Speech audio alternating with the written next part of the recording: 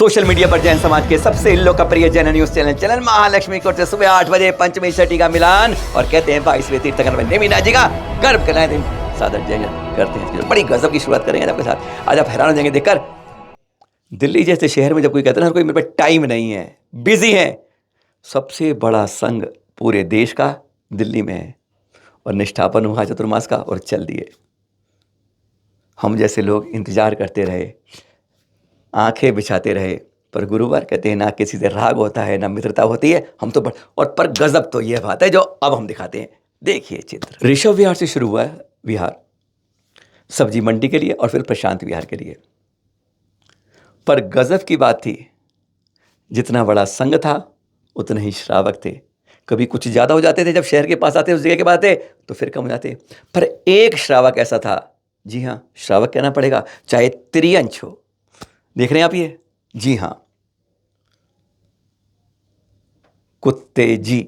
ये जी पता क्यों लगाना पड़ा? ये इसलिए लगाना पड़ा कि श्रावकों के साथ ये भी चलता रहा। कई बार संदेश दिया इसने कि जब कोई संत विहार करें, अपने को मत देखो, ना अपनी गति देखो, ना अपनी जाति देखो, ना अपनी उम्र देखो, ना अपना धर्म संप्रदाय देखो, विहार में साथ चलो। पहला संदेश दिया। दूसरा संदेश दिया, हमेशा सड़क के किनारे चलो। आप देखेंगे इस पूरे विहार के अंदर ये एक जगह नहीं है, 4 विभिन्न जगह के दृश्य खींचे गए हैं।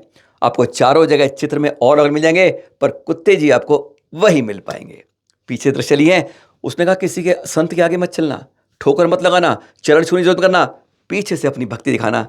यह संदेश दिया। कभी बीच में जाना, जहाँ यातायात चलता है, जहाँ वाहन चलते हैं उस तरफ मत चलना, एक किनारे चलना, कदम से कदम मिला के चलना, दूरी बना के रखना, कभी टकराना मत, पीछे मत देखना, साइड में मत देखना, बस उस रास्ते पर चलना। कई संदेश इससे मिल जाते हैं। और देखिए, आपने आज तक दिल्ली में ऐसा विहार नहीं देखा हुआ कि जब श्रावक चलते हो, इतना बड़ा संघ जा रहा हो विहार के लिए और एक कुत्ता भी साथ साथ किलोमीटर दर किलोमीटर चलता हो। ऐसा संयोग, ऐसे अद्भुत शायद ये कहते हैं संतों की तपत्या की प्रकाश ऐसी होती है कि हर कोई चुंबक की तरह खिंचा आता है।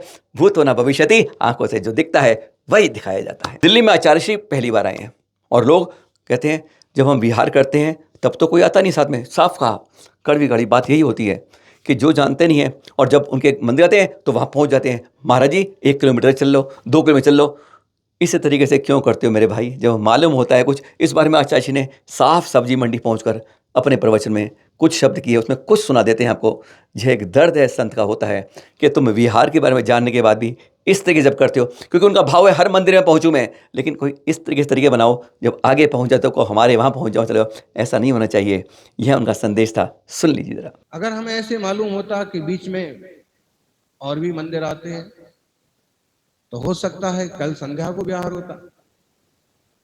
जो भी है, दिल्ली वालों में भक्ति भले है लेकिन धैर्य की बड़ी कमी है।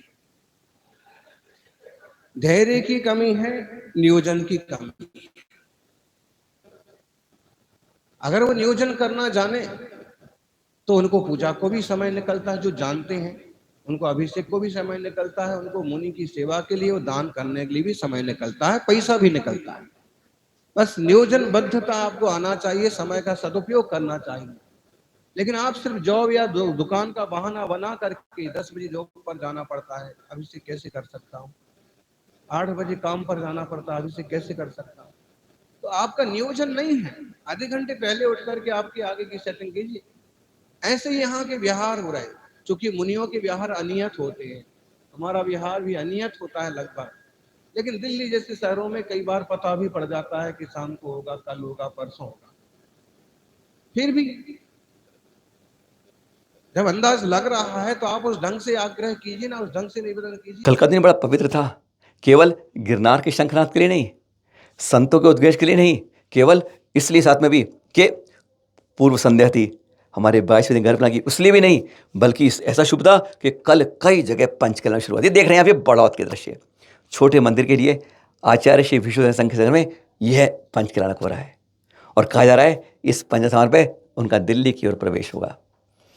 अभूतपूर्व पंडाल बनाया है जहाँ पर यह 17 से पंचकिरण शुरू हुआ है आचार्य श्री विष्णु सागर जी सत्संग के सानिध्य में। जतारा में आचार्य श्री विमर्श है, कई यहाँ दुर्लभ प्राचीन प्रतिमाएं हैं जहाँ का सफ़ेद मार्बल का भव्य जिनालय तैयार हुआ, उसके शिलान्यास का कार्यक्रम शुरू हो गया है।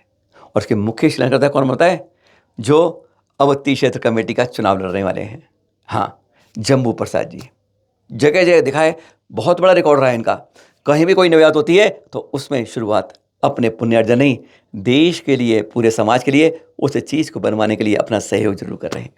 और यह जतारा में आचार्य श्री विमर्श संग्रहालय में शुरुआत हुई है कल 17 नवंबर को। एक और दूर दूर के बता रहे हैं, आप कहेंगे दिल्ली का तो बताया नहीं, क्योंकि हाँ, दिल्ली का पंचगढ़ सुन लिया, अब भोलानाथ नगर के, जहाँ पर पूरी तरीके से नए जिनालय को आदिनाथ जिले पंचगढ़ की शुरुआत हुई आचार्य जी शुद्ध सागर जी और पाठशाला प्रेरक अनुमान सागर जी के सानिध्य में। वह भी कल शुरू हुई। भोलानाथ नगर में भव्य जिनालय बन रहा है, पुराना घर हटा के उसे पूरी तरीके से भव्य रूप से बनाया गया है। और इस पंचगढ़ की शुरुआत कल 17 नवंबर को CBD ग्राउंड में उसके पंचकर्णा की भव्य तैयारियां शुरू हो गई हैं। है ना अच्छी बात? कहते हैं पंच कल्याणों की पहचान होती है नए मंदिरों की, नई चीज़ों की। पर एक बात फिर कहेंगे, जहाँ जहाँ पर क्या होते हैं, एक संकल्प लें कि हम एक नए मंदिर के साथ नई प्रतिशत पुरानी प्रतिमाओं को जीर्णोद्धार के लिए और पुरानी तीर्थ सुरक्षा के लिए भी वचनबद्ध हैं। कोशिश कीजिए, एक ऐसे तीर्थ को गोद लीजिए, तभी कहते हैं जो पुण्य अर्जन होगा वह संख्यात गुना पुण्य हो जाएगा, जब एक प्राचीन तीर्थ की भी आप धरोहर की सुरक्षा करेंगे। फिर मिलेंगे आपके पास। सादर जय जिनेंद्र।